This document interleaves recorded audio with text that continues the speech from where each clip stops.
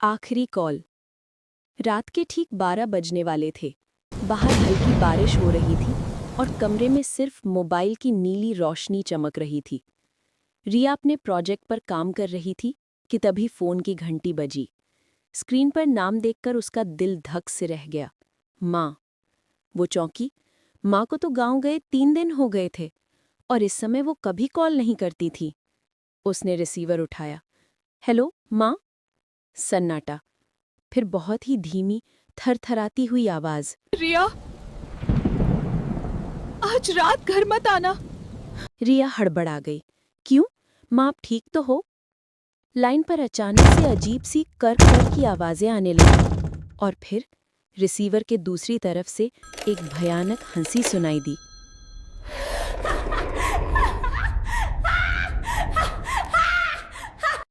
Call cut गया।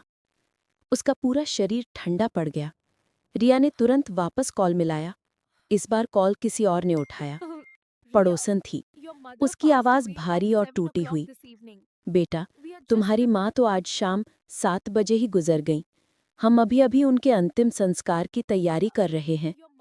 रिया का गला सूख गया। उसके हाथ से फोन गिर गया। धीरे धीरे उसने नजर उठाई और खिड़की के शीशे में देखा। बारिश की बूंदों के बीच परछाई में माँ खड़ी थीं। चेहरे पर वही मुस्कान और कान से फोन लगाए जैसे अब भी उसी से बात कर रही हूं। रिया चीख पड़ी। उसने लाइट ऑन करने की कोशिश की मगर बल्ब फुस हो गया।